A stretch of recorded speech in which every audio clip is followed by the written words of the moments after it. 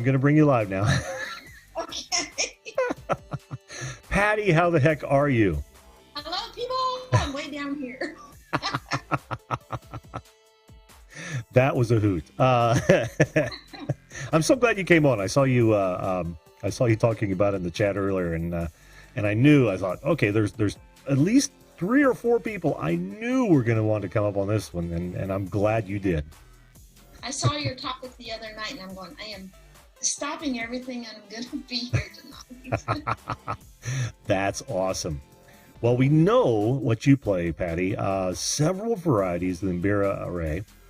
And do you want to talk about that a little bit? Because I know you've talked about how you got into it, but please, if you feel the need, reiterate that, will you? Well, I thought it would be fun to show you what I started on. Oh, yes. Absolutely. Yes. So, every Christmas, back when my adult kids were really little, I would search, were we online back then? I think it was like what year? Can you hear me? Yeah, what year? Okay. Oh, wow. From the time they were like 1980s, they were little. But every Christmas, I wanted to find them something unusual. And it always ended up being some kind of unusual instrument. So this is one of the first things I found them. Let's see if I can do this. Right there. That's perfect. Yeah. The Smithsonian Museum had these for sale. So I bought 2 of them for my children, thinking, they will have a blast, kind of tinkering on this. From the Smithsonian Museum? Yes, they have a catalog where you can buy really unusual gifts and unusual pieces of stuff. That is so cool. I saw this, and I had heard about like a thumb piano and kalimbas and stuff, but when I saw this, I went, oh man, I'm going to order one for each of my kids. And on Christmas Eve, I have this really bad habit of getting my kids a present, but then I play with it way before I wrap it up. Hey, there's nothing wrong with that, right? You've got so much invested in it. Why not enjoy it a little bit? But I started tinkering on this after I bought it for them. And what it is, I don't want it to make weird noise. I want to hear some weird noises. You hear weird noises? No, I want to. Oh, I don't know how this is going to sound through my laptop. It might not sound really good. The second one was a little dead, but the first one was good. Yeah, but this is a gourd. Yeah, there we go. Yes, this is a family program, folks. That is a gourd.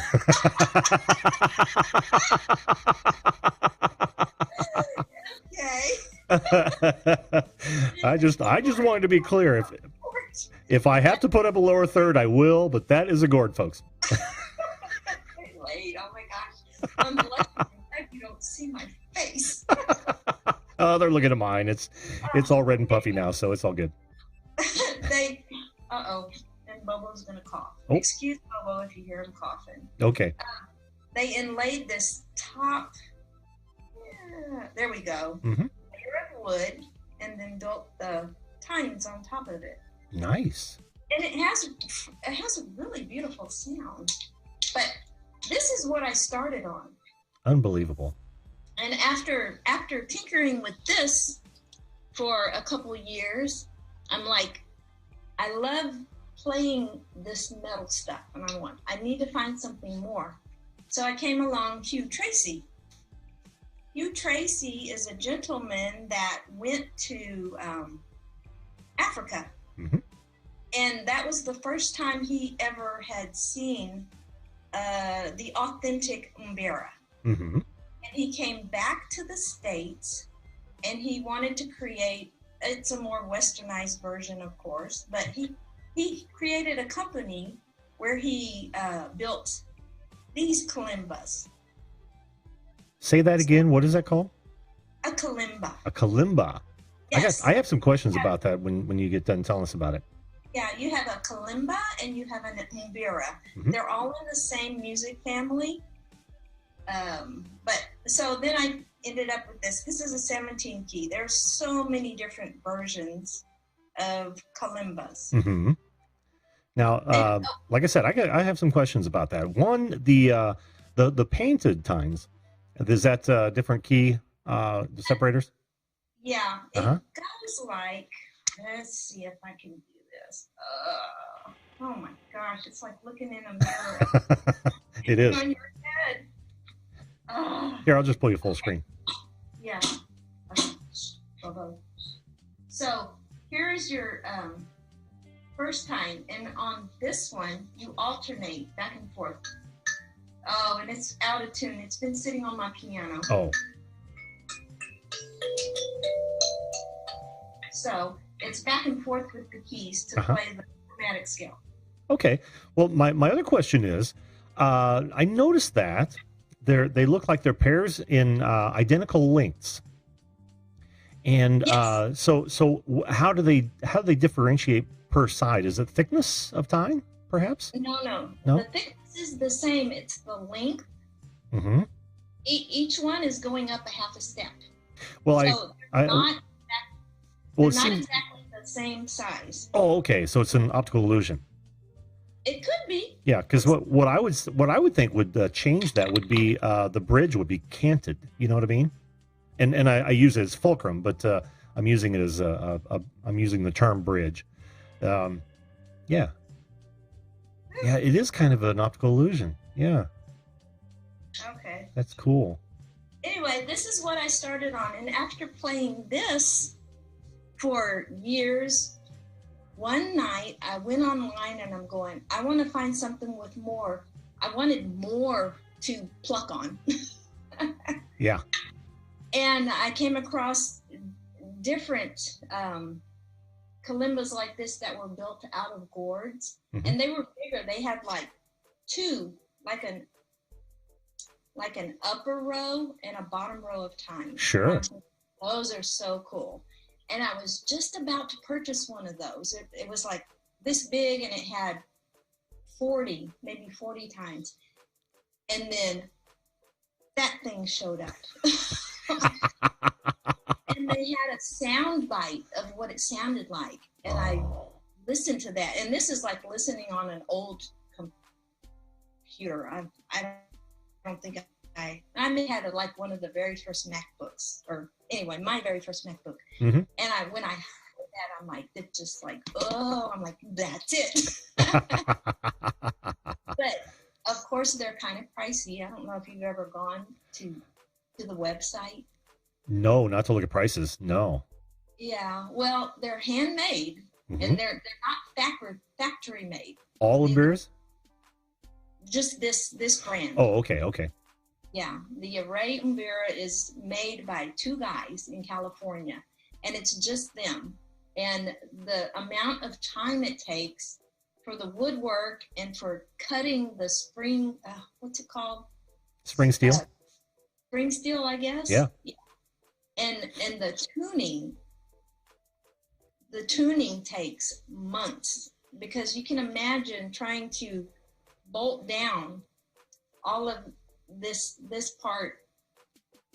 Anyway. Well, I can actually see them doing it. What they would do is they would take the spring steel, and of course put in that bend up for your playing surface. Then they would end up grinding that until they got the exact tone that that key was supposed to be. Yep. Yes. Bill, the guy that is the mastermind behind this, he has sent me, the guy is a musical genius.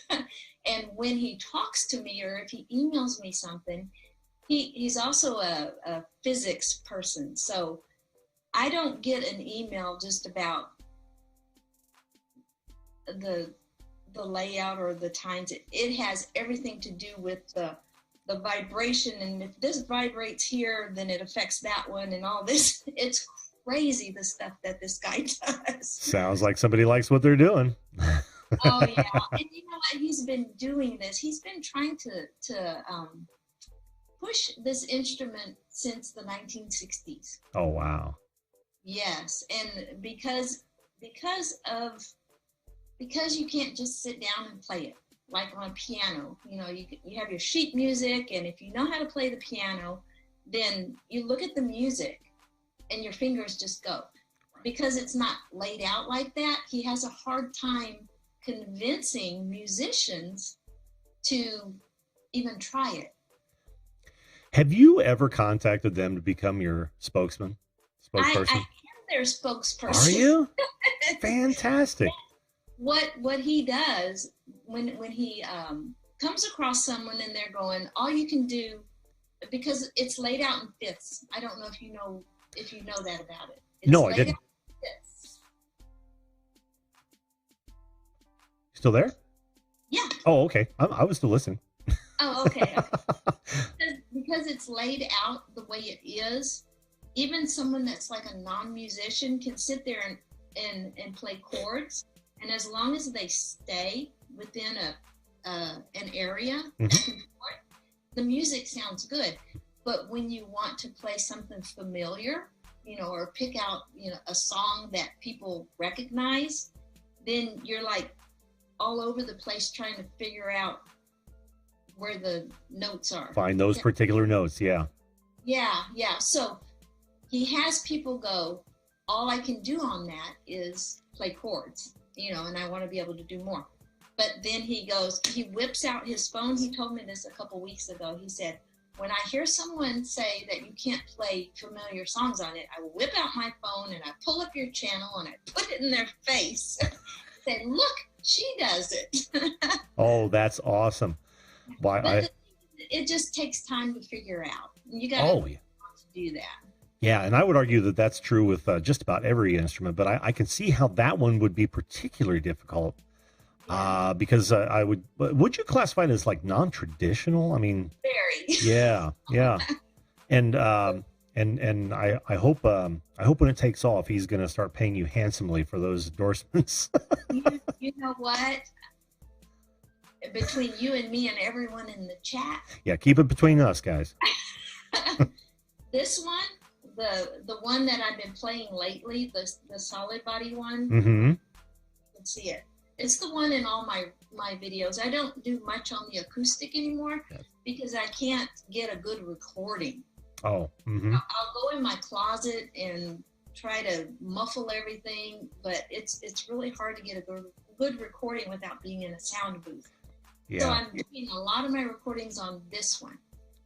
They gave me this one. Oh, nice.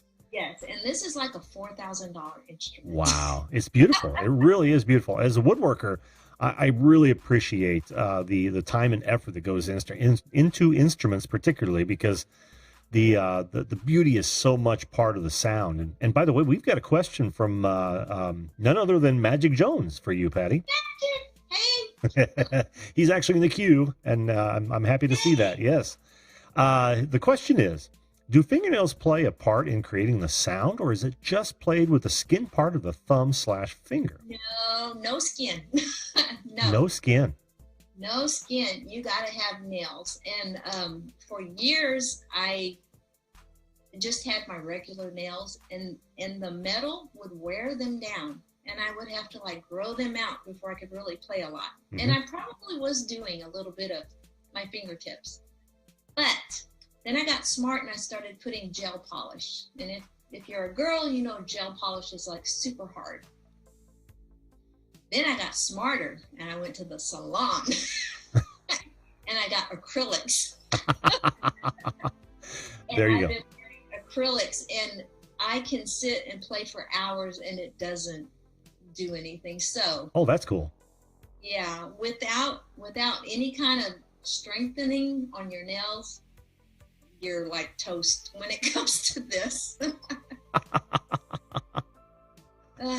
That's awesome. That is so cool. And I'm so happy to know somebody who actually has a unique instrument like that they enjoy. Because like I said, the beauty of instruments to me is as important than the sound that they give off. Because like I said, it depends so much on the sound, is how well they're made. And that is inherent beauty. Yeah. The one thing about the array, this is a good comment for Jason. Mm-hmm. The difference between the acoustic and the solid body is I have to use more fingernail pressure on the acoustic than I do on this one. And maybe it has to do with an acoustic guitar and an electric guitar. That's exactly what I was thinking. Yeah. But it's all about just how, and you got to be careful if you have any kind of sleeves on, they get caught. Oh, I can be recording something and be almost through with it, and then boom, a sleeve hits one of these tines, and it like ruins the whole recording. And I'm like, no. But I wanted to show you guys. Oops. Careful. A couple of things. Yes, please do. I started out on the piano. My mother was a piano teacher and a music teacher for first grade through 12th grade. Mm-hmm. All my growing up years. I used to go to the school, and before I was in school, and I was quite the ham. I started playing the piano when I was 3. Mm. And so I would go to the school with her and sit and play for all her students. I loved it. But then when I went in 6th grade, I picked up the flute. I started on the baritone. Mm. Nice. And after bringing the baritone home, walking back and forth from school, trying to carry that thing, and I was probably 3 feet tall, I'm like, no, no more baritone. So I said, okay, let me try the flute. So I was a flautist from 6th grade till now. I don't do a lot of flute on my YouTube channel, but it's really ingrained in my bones. This is something, I have the array, and then this is probably my next pride and joy. Mm-hmm. This is a bass flute. And it's a very unique bass flute because it is not horizontal, it is vertical. Yes. So a bass flautist gets arm pain, shoulder pain from holding that thing up.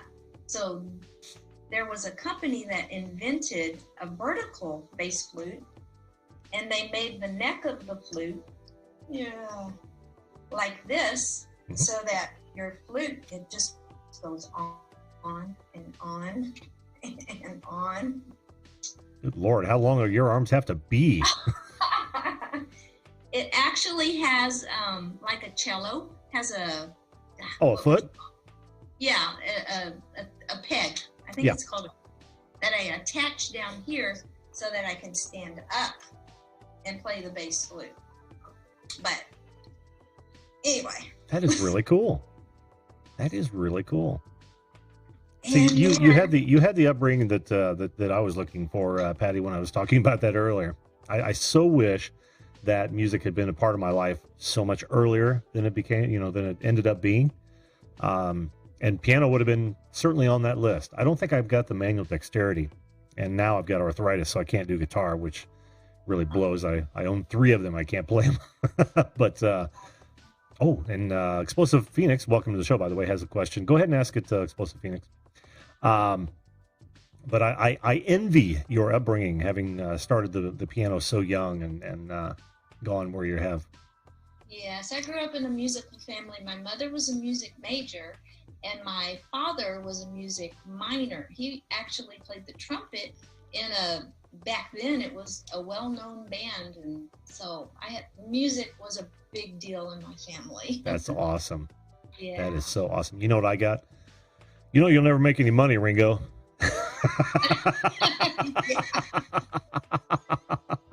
Oh, let me show you this one more thing, because I know Sure. we have other people that want to jump on. And you said if there was one instrument that you hadn't conquered yet or accomplished yet, mm-hmm. what would it be? I used to, every New Year, my resolution was to pick up something new. It could be the smallest thing or something like this. But I made it like every year, every 2 years. I'm like, teach myself something new. And I picked up the violin. And I tried, and I tried, and I tried. And I could not get comfortable with, I even took lessons. I could not get comfortable with the way my fingers had to sit on that violin, even though I was determined to play the Orange Blossom Special. But everything, that is the one thing that I did put down, and I do regret it because I really wanted to learn it. Yeah. But I think if I picked up a cello, I might be able to learn that. There you go. There you go. What is that? Yeah. One more thing, because it's just beautiful, and if my audio was good, I would play this. But this, let me go here, is oh my gosh, this is difficult. It is a ceramic flute. Wow. Look at the fire on that. That's beautiful. It's beautiful. And it has the most, I don't want to play it because I don't want it to come across really bad. Sure. It has the most ethereal sound to it. I've actually got 2 of them. And if I can ever figure out how to record it nicely, I want to put it with this.